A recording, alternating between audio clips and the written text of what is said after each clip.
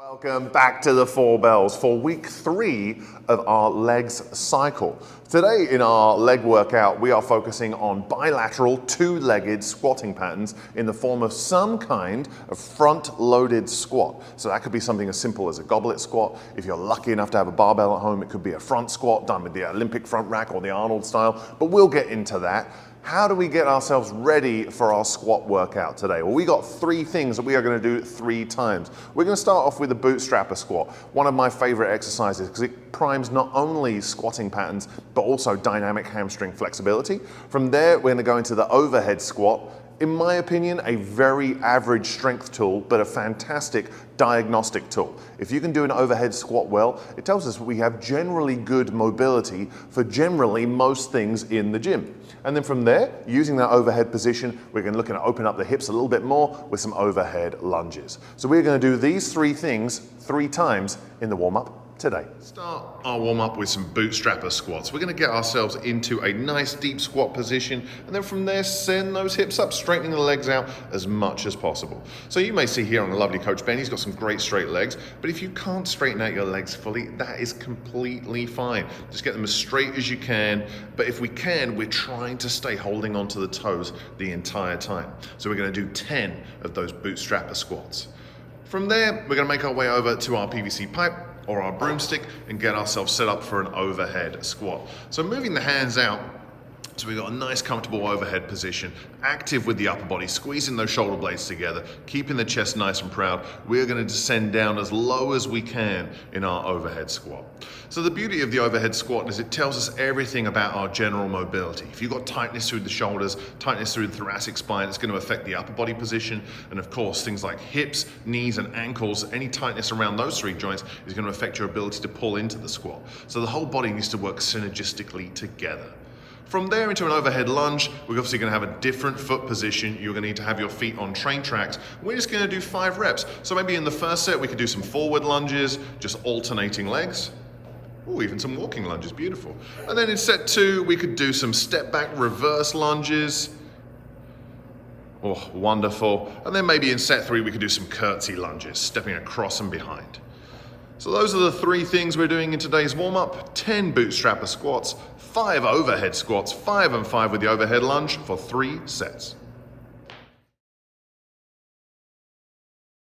Today's strength piece is 5 sets. Each set is 3 minutes long, split into 2 90-second windows of time. In our first 90 seconds, we're going to spend half of that time, 45 seconds, doing some kind of front-loaded squat at tempo. So our tempo today is 3-0-X-0, which basically means that we're going to be focusing on the eccentric phase, the lowering part of the squat. So we're going to take 3 seconds, 1, 2, 3, to lower ourselves down, and then from there explode up. So of course, this time under tension means that maybe we're not going to lift weights as heavy as we normally do, but that doesn't mean we should be looking to move only light weights. We're still going to try, if we can, to get progressively heavier across the 5 sets.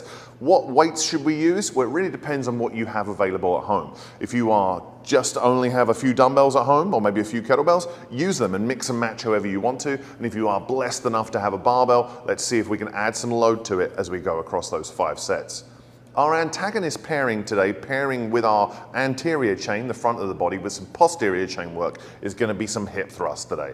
And as I find the glutes can take a lot of abuse, we are going to bump that volume way up. We're going to be doing sets of 20 reps today, mostly because a lot of people don't have the setup for a barbell hip thrust at home. We're going to be doing 20 reps. You can do them at body weight, maybe with a small dumbbell, and we'll talk about with the logistics of that. But if you have a booty band or some kind of band to go around the knees, using that for 20 reps. So we're going to do 5 sets of front squats and hip thrusts. Let's take a look at how that could go down. So starting off with our front-loaded squat, and it can be any kind of front-loaded squat. Here you can see Ben, he's got 2 dumbbells, and he's keeping the elbows nice and high to try and promote that vertical torso position as he gets as low as he can in his squats. You'll notice that Ben's doing a great job of staying true to that tempo. 3, 2, 1, and then being explosive on the way up. Fantastic. So we're going to be working for 45 seconds today. And of course, if dumbbells are good for you, you can use dumbbells.